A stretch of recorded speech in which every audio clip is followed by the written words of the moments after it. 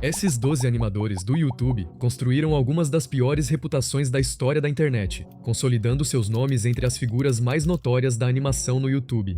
Meu nome é Ryan e começando nossa lista está Notiv, um ex-animador de Roblox que já foi visto como intocável no mundo da animação de Roblox. Seus vídeos eram intrigantes e suas habilidades técnicas lhe renderam milhões de visualizações dentro da comunidade de Roblox. Por muito tempo, parecia ser uma das maiores histórias de sucesso da plataforma, até que essa imagem desmoronou completamente. Em setembro de 2023, quando a comunidade foi abalada por um documento de denúncia de 55 páginas divulgado por uma conta anônima no Twitter chamada Spring Onion 10.364, o documento foi compilado por ex-associados e supostas vítimas, abrangendo acusações que são simplesmente horríveis. Página após página, o documento apresentava capturas de tela, registros de mensagens e depoimentos que retratavam o criador, levando uma vida dupla nos bastidores. Mas no centro do documento estava um relacionamento que Notiv supostamente mantinha com um garoto chamado Blue, que na época tinha acabado de completar 16 anos, enquanto Notiv tinha 18 para 19 anos. Segundo o relatório, o relacionamento seguia um padrão contínuo de aliciamento, com Notiv supostamente usando seu status e influência para criar um desequilíbrio de poder, enquanto o relacionamento evoluiu para abuso emocional e sexual.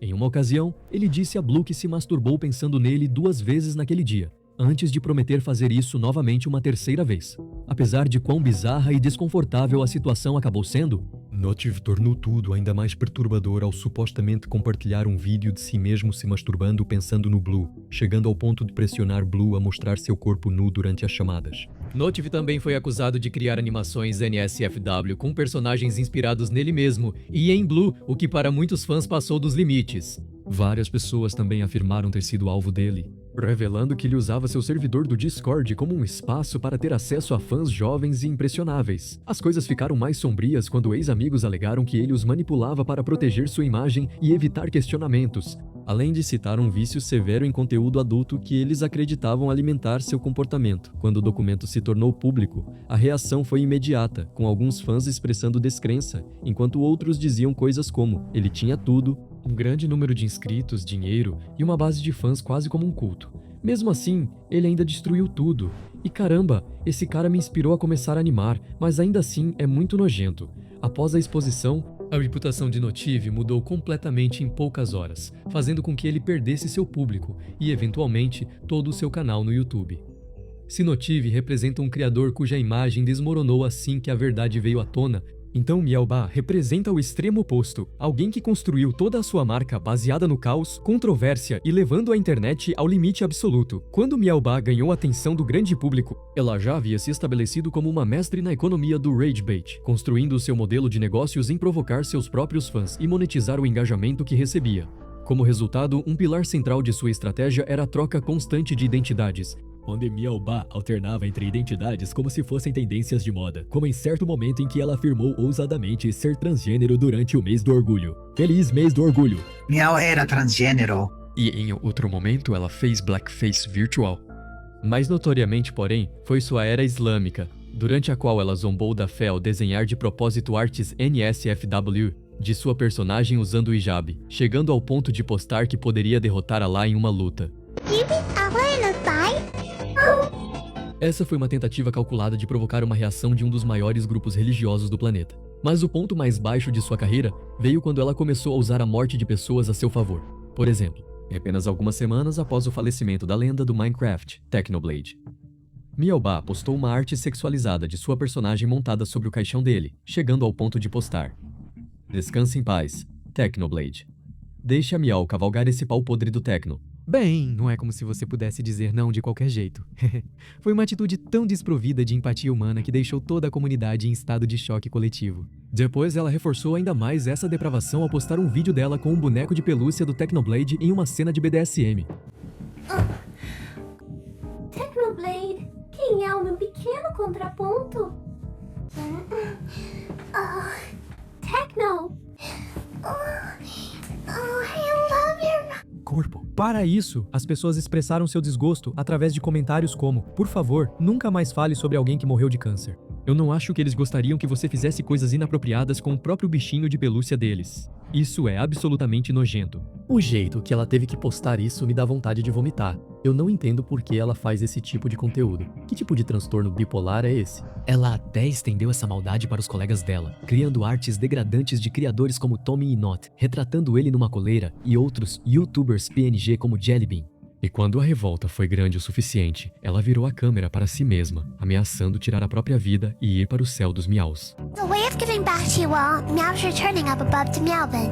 Logo depois de estabelecer sua religião chamada Meowism, enquanto alguns criadores como Meowba destruíram suas reputações fazendo rage bait, Momo o gato construiu a sua com base na enganação. Criado em junho de 2025, Momo the Cat representa o verdadeiro lobo em pele de cordeiro. Na superfície, parece ser um canal de animação infantil padrão, usando cores vibrantes e um mascote fofo para se misturar com os milhares de shorts e reels reproduzidos automaticamente para crianças todos os dias. Mas, quando a estética amigável para crianças é deixada de lado, o conteúdo é simplesmente predatório. My mommy has a flower friend who brings her fancy plants, and when he says they're free for her, she always claps her hands. O canal foi acusado de agir de forma altamente enganosa, atraindo crianças para histórias e temas que são radicalmente inadequados para a idade delas. Por exemplo, um vídeo supostamente mostra Momo exibindo o vibrador da mãe dela. My mommy has a microphone she hides inside her drawer, though she only likes to sing real loud when daddy's at the store. I brought it in for music class and watched the lights get brighter, but all I told the batchman was he put it in A minor. Enquanto outros enredos enviados envolvem uma dominatrix e uma headroom, Mai. He has a playroom that smells like bubble gum. She said it's just for grown-ups and I'm not allowed to come. There's mirrors on the ceiling and sparkles on the floor, with swings that hang like jungle vines and locks on every drawer. She says she helps important men with stress and letting go. Uma mãe promíscua. My mommy has a plumber friend who comes to lay some pipe. The leak must be extra bad cause he stays till late at night. He seems to be a man of many talents. E até mesmo um avô PDF, que sequestra crianças pequenas. Grandpa has a white van, he never lets me in. He says it's just for special friends and flashes his big grin. He gives out juice and candy to every kid but me. He even takes them on joyrides and says they will be free. O que torna isso especialmente preocupante é o fato de que esses vídeos são exibidos através do YouTube Shorts. E por causa disso, as crianças muitas vezes não têm escolha sobre o que assistem. Percorrendo a seção de comentários de cada vídeo, os espectadores expressam preocupações com comentários como por que isso realmente parece um programa infantil, mas não é, e que tipo de festa do Didi é essa? Mas de qualquer forma, a única conclusão lógica é que isso é extremamente perturbador. Se Momo e Momo, a gata, expôs como conteúdo infantil pode ser explorado, Serik Artman mostrou como a criatividade pode ser reduzida a uma produção em massa de conteúdo. Por um tempo, Serik Artman parecia uma autoridade em ascensão no nicho de animação de South Park. O canal dele produzia ensaios longos e aprofundados em um ritmo quase impossível, abordando diferentes temas com um ar de especialista. Para o espectador comum, parecia o trabalho de um super fã dedicado, com uma visão quase inesgotável do assunto. Mas no final de 2024, essa imagem começou a rachar quando investigações de criadores como Blooms revelaram que Serik Artman estava administrando seu canal como uma fábrica de conteúdo, explorando uma base de fãs apaixonada em vez de contribuir para ela. Resumir episódios de desenhos animados. É super preguiçoso, e cada vez mais desses canais estavam surgindo todos os dias para diferentes programas.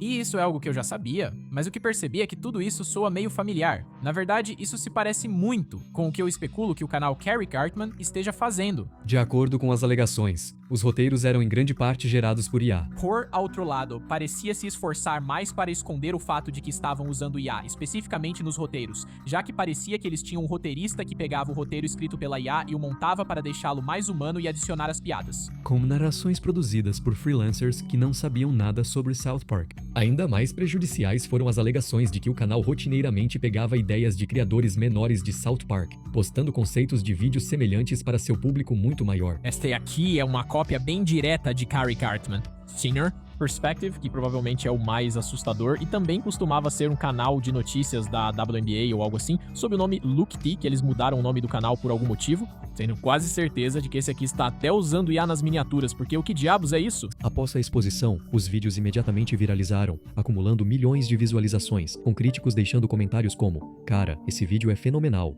Eu sempre tive uma sensação estranha em relação ao Serik, e Content Farm precisa ser adicionada na aba de denúncia. É literalmente um câncer para este site. Quando foi confrontado, a resposta de Serik só acelerou a reação negativa. E olhando para a miniatura do vídeo, não era difícil entender o motivo. Em vez de demonstrar remorso por suas ações, ele simplesmente ignorou as críticas, rotulando os críticos como inseguros e dizendo: O possível crime que estamos cometendo é roubar visualizações e dinheiro dos bolsos de Blooms, Slush, Johnny e Mark. Não tô dizendo que é. Mas se eles não se sentissem ameaçados no bolso por nós, eles não teriam feito um vídeo. Essa recusa em reconhecer a responsabilidade se tornou o momento em que a reputação dele desmoronou completamente. Enquanto os fãs o criticavam na seção de comentários do próprio vídeo, sinto que metade das coisas ditas não foram respondidas. Parece que tem mais gaslighting do que realmente abordar os problemas nesse vídeo. Nesse ponto, Sarek Gartman deixou de ser visto como um criador, e um canal que antes alcançava milhões de visualizações agora luta para chegar a alguns milhares, marcando o fim da carreira de Sarek. Se Sarek Gartman mostrou como uma reputação pode desmoronar por questões de autenticidade, Mr. Obvious mostra o que acontece quando as acusações escalam para algo muito mais sério. Ativo na comunidade Roblox desde 2010, ele construiu uma reputação com sketches cômicas e animações de alta qualidade, colaborando regularmente com grandes criadores e contribuindo para experiências populares do Roblox como Hexaria, Roblox Dodgeball e Mip City. Seu sucesso atingiu o auge com prêmios consecutivos no Robloxia Awards em 2013 e 2014 na categoria de Robloxianos Incríveis, um evento criado para celebrar os melhores criadores da comunidade Roblox, colocando-o firmemente entre a elite da plataforma. No entanto, essa percepção mudou abruptamente em 2017, quando o youtuber Ruben Sim publicou um vídeo acusando o Mr. Obvious de comportamento predatório com uma garota de 15 anos no Discord. E aqui está o Mr. Obvious, insinuando que está excitado e dizendo por que quer se masturbar. Aqui está o Sr. Óbvio, dizendo em sua defesa que namorou Yplen, e a amiga de Won diz para ele parar de enviar vídeos do seu pênis para o Yplen. Aqui está Y afirmando que o Mr. Obvious perguntou se ela era solteira onde ela estudava e se ele poderia vê-la nua. Lembre-se, Y tem 15 anos. O vídeo também apresentou evidências de outras pessoas que alegaram que o Mr. Obvious lhes fez propostas sexuais por meio de mensagens online. Aqui está o Mr. Obvious enviando mensagens para outra garota menor de idade sobre o reflexo de vômito dela e perguntando se ela conseguiria fazer sexo oral nele. Aqui está o Sr. Óbvio enviando mensagens para uma garota menor de idade em seu local de trabalho dizendo que estava excitado. Aqui está o Sr. Óbvio enviando uma foto com conotação sexual. Com Ruben Sim, indo além ao afirmar que um boletim de ocorrência havia sido registrado em relação às acusações. Dito isso, ainda não está claro se uma investigação chegou a acontecer ou se as acusações foram realmente levadas adiante, mas de qualquer forma o dano foi imediato, com o YouTube tomando providências e encerrando seu canal imediatamente. Sua conta no Twitter também foi bloqueada, e logo depois, ele postou uma mensagem final de status no Roblox dizendo: "Eu fui embora e nunca mais vou voltar". Então, em maio de 2021, sua conta no Roblox foi oficialmente encerrada, sem chances de retorno. Mas enquanto sua reputação desmoronava devido a acusações pessoais, a infâmia de Wolfu veio de anos copiando e explorando uma marca adorada, transformando o que parecia ser um conteúdo infantil inofensivo em um desastre legal e financeiro. Lançado como uma série de animação, o canal explodiu em popularidade ao mirar no público pré-escolar com episódios curtos e coloridos, o que ajudou Wolfu a acumular mais de 200 milhões de visualizações em seu canal principal. Esse sucesso permitiu que ele criasse vários canais, tornando-se silenciosamente uma das marcas de animação infantil mais assistidas da plataforma. Para os pais que passavam pelas miniaturas, parecia inofensivo, mas por trás desse sucesso havia uma bomba relógio prestes a explodir. À medida que o canal continuava crescendo, os espectadores começaram a notar semelhanças impressionantes entre Wolfu e Peppa Pig, apontando para o design dos personagens, episódios e até mesmo a composição das cenas. Logo, essas críticas evoluíram para disputas formais de direitos autorais quando a Entertainment One, a empresa por trás de Peppa Pig, entrou com várias reclamações alegando que Wolfu havia copiado diretamente elementos protegidos de sua franquia. O que antes era apenas uma discussão na internet se transformou em uma batalha judicial, forçando o YouTube a remover mais de 2.000 vídeos do Wolfu, o que resultou em uma perda massiva de mais de 2 milhões de dólares em receita. Se os canais, que antes alcançavam milhões de visualizações por dia, agora conseguem apenas alguns milhares, mostrando o quanto o público dele se afastou. Mas enquanto a queda de Wolfu veio de batalhas legais por conteúdo copiado, a infâmia de Shaigasha veio do uso de polêmicas para ganhar atenção. Surgindo no início de 2021 dentro da comunidade Gacha, Shaigasha focava em conteúdo provocativo, postando vídeos que frequentemente provocavam reações fortes ao abordar temas sensíveis e ofensivos. No começo, esse comportamento parecia ser apenas mais um caso de humor chocante da internet, mas isso piorou rapidamente quando Shaigasha começou a postar vídeos zombando da morte do pai de Jacksepticeye. You show me love and it's spit in my face. Making your money, I follow my pain. You put an eagle inside of a cage. Not only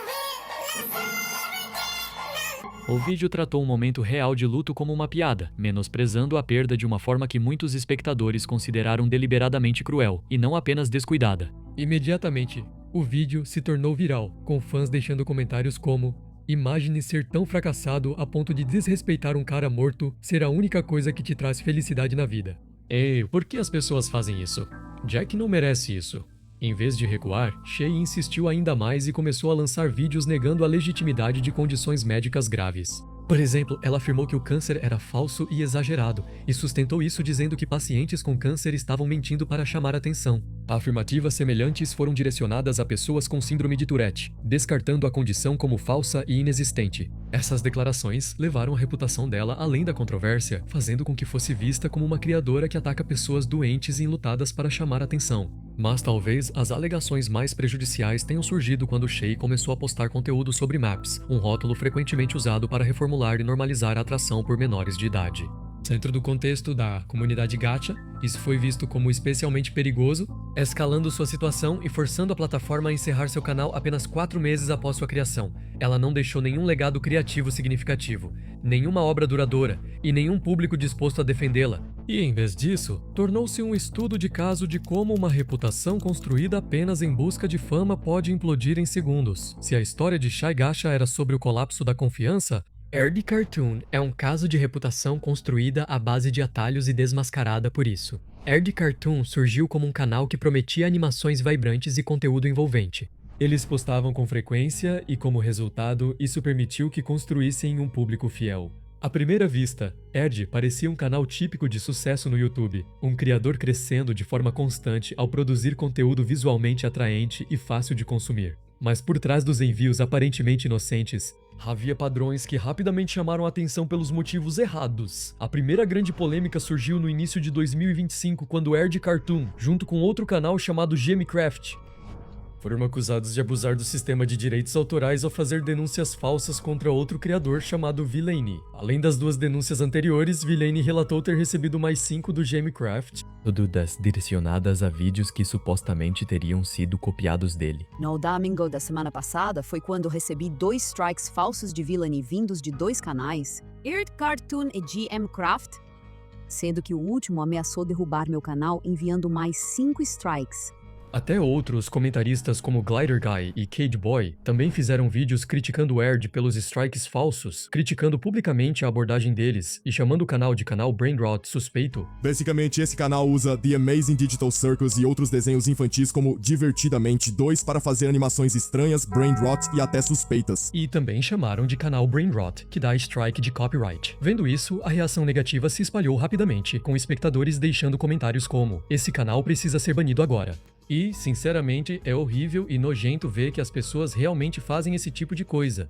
Que mundo é esse em que vivemos? Acusações de plágio logo surgiram, depois que outro criador chamado Emzy fez um vídeo alegando que Erd Cartoon, entre outros canais, frequentemente copiava animações dele sem dar os devidos créditos. Eu percebi, nos últimos anos, que alguns canais mais novos têm postado animações feitas por fãs baseadas em Digital Circus, que simplesmente decalcam, copiam ou plagiam o meu próprio conteúdo original que eu criei do zero. Os vídeos em UGM mostraram evidências inegáveis.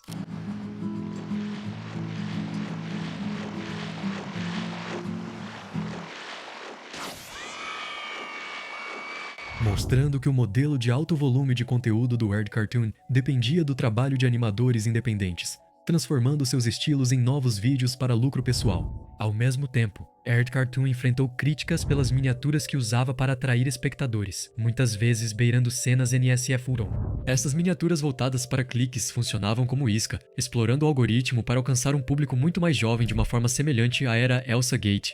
A página sobre do canal adicionou outra camada à controvérsia, dizendo: "Eu gosto de criar animações por diversão baseadas nas fantasias que passam pela minha cabeça", o que gerou preocupação entre espectadores e comentaristas. Embora as intenções por trás dessas declarações fossem incertas, elas alimentaram discussões sobre a mentalidade que guiava o conteúdo, levantando questões sobre as prioridades dos criadores e a abordagem em relação ao material que produziam. Em meados de 2025, Erd Cartoon já tinha arruinado totalmente sua reputação, o que fez com que mais pessoas passassem a ver o canal como uma fábrica de conteúdo manipuladora, fingindo ser um criador de verdade. Mas enquanto a queda de Ert Cartoon veio da exploração e cópia, a reputação de Chappie desmoronou por esconder conteúdo adulto atrás de uma fachada amigável para crianças. À primeira vista, Chappie's Way parecia inofensivo como qualquer outro canal de animação. Seus vídeos apresentavam cachorros de desenho animado fofos, desenhados em um estilo artístico desleixado.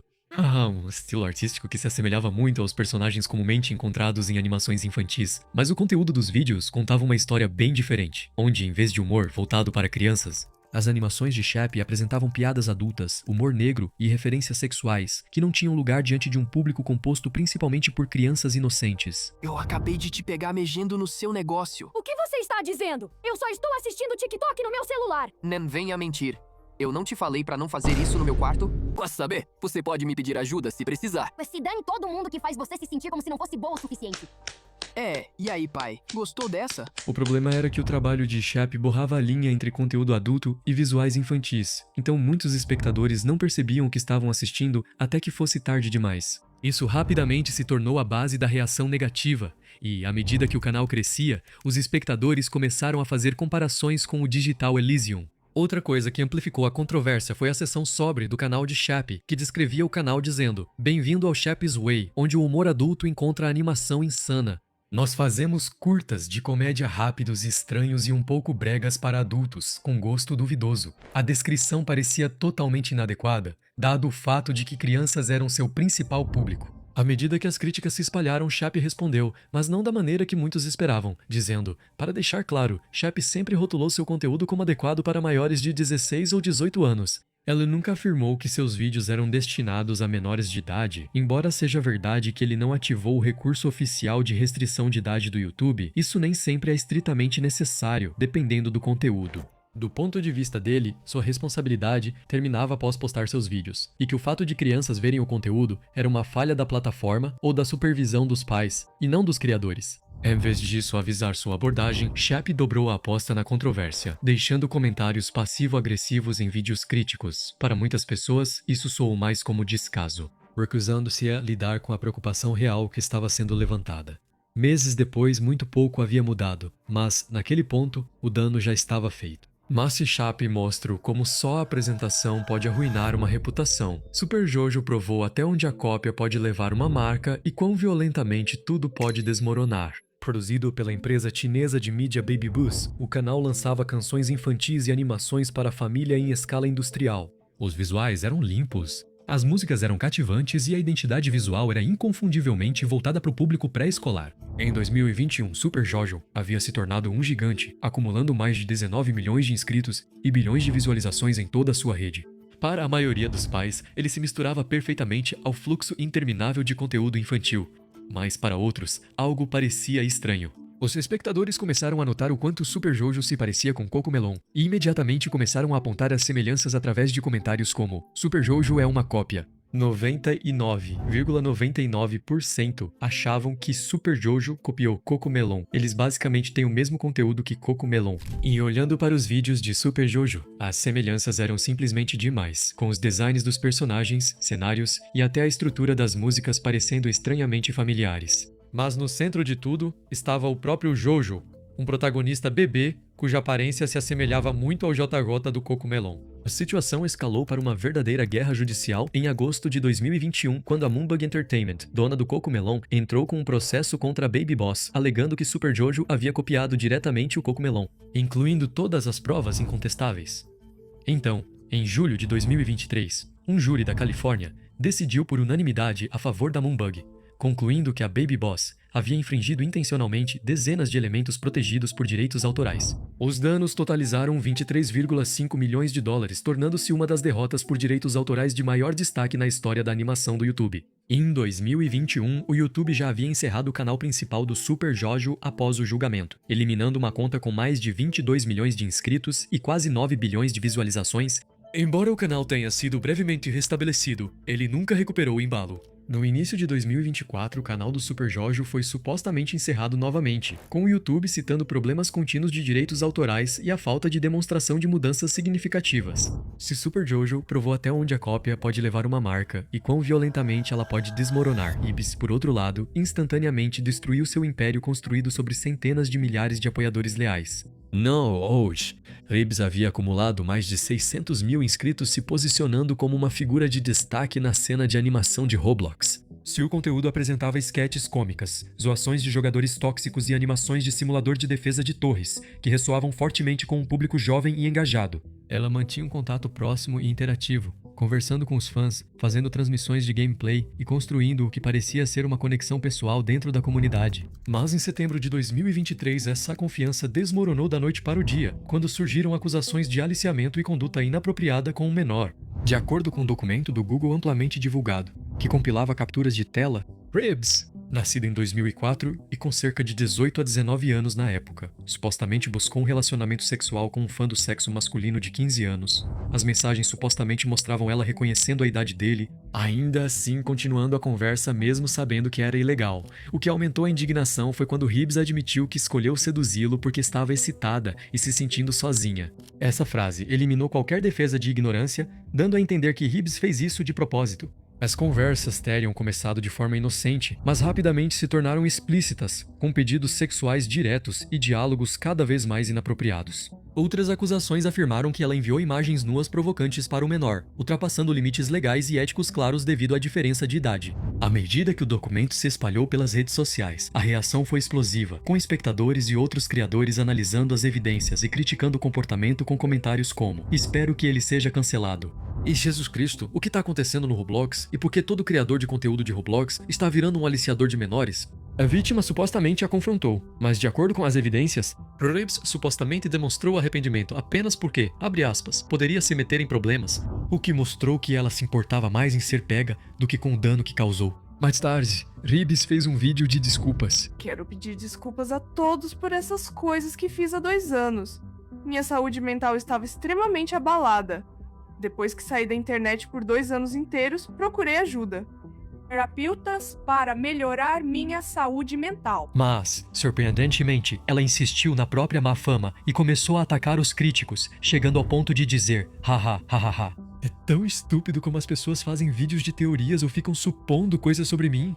Tipo, eu não tô nem aí pro YouTube. E todos os jogadores de Roblox nos comentários tentando bancar os profundos. Eu só falo por mim mesmo, tipo, juro, todo mundo é tão ruim. Pouco depois, o canal dela no YouTube foi encerrado. E enquanto a queda de Ribs veio da violação de limites pessoais, Bella the Wolf tomaria um caminho diferente, usando choque, manipulação e pura enganação para explorar seu público em territórios que são genuinamente criminosos. Surgindo como uma animadora no estilo gacha, Bella construiu um público de mais de 100 mil inscritos, mas fez isso desmontando sistematicamente todos os limites da decência online. Sua reputação começou a piorar por causa de uma série de vídeos direcionados a comunidades religiosas, como em um deles, onde, em uma tentativa descarada de gerar engajamento, ela animou Jesus e Alá em contextos românticos, chegando ao ponto de postar um vídeo retratando a si mesma, abre aspas, matando Jesus. Enquanto muitos criadores usam humor chocante para tornar seu conteúdo mais chamativo, a comunidade viu isso apenas como mais uma tentativa desequilibrada de ganhar notoriedade. No entanto, as controvérsias de Bella rapidamente escalaram de desrespeito religioso para depravação moral. Após a morte do querido criador de Minecraft, Technoblade, Bella imitou o comportamento de Miaoba ao criar conteúdo de tributo que foi visto como zombaria.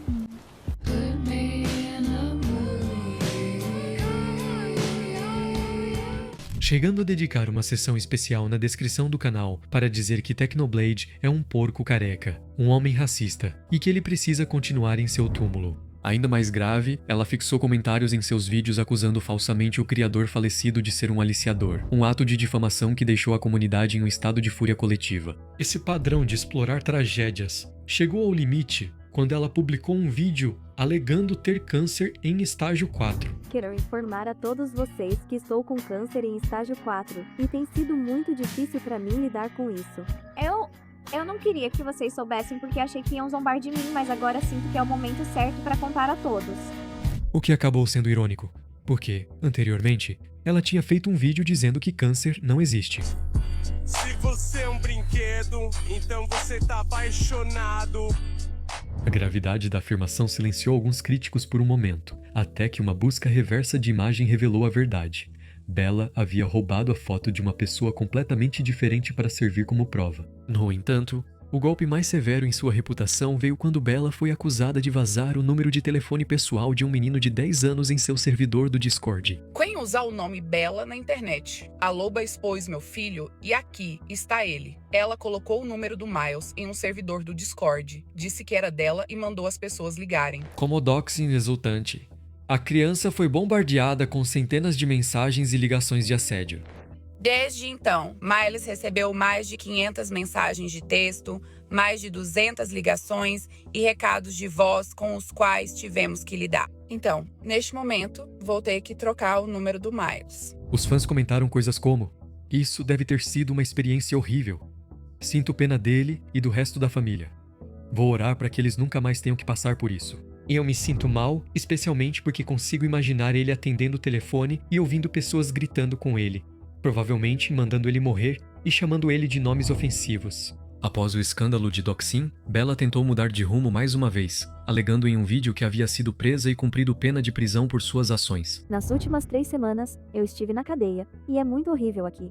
Os agentes não se importam nem um pouco com o fato de eu ser paciente com câncer. Tô na cadeia por causa do número daquele garoto que eu vazei e porque alguém espalhou informações falsas dizendo que eu sou alguém que maltrata animais. Chegando ao ponto de pedir dinheiro emprestado aos fãs para pagar a fiança dela. Curta e se inscreva se você está orando pela minha liberdade e se quiser que eu saia, eu preciso de cerca de $500 para pagar minha fiança. No entanto, assim como suas outras afirmações, isso foi recebido com ceticismo imediato. Dado o seu histórico documentado de inventar mentiras para ganhar visualizações, a maioria dos espectadores concluiu que até mesmo sua suposta responsabilidade era apenas mais uma encenação. Em meados de 2025, Bella the Wolf já havia se consolidado como uma das figuras mais tóxicas no espaço da animação, tornando-se um estudo de caso sobre como um criador pode usar conteúdo que gera indignação para ganhar projeção. Apenas para descobrir que, uma vez que você cruza a linha do doxing e finge ter uma doença terminal, não resta nenhuma comunidade disposta a te apoiar. Se você gostou deste vídeo, provavelmente vai gostar dos próximos também, e não se esqueça de se inscrever.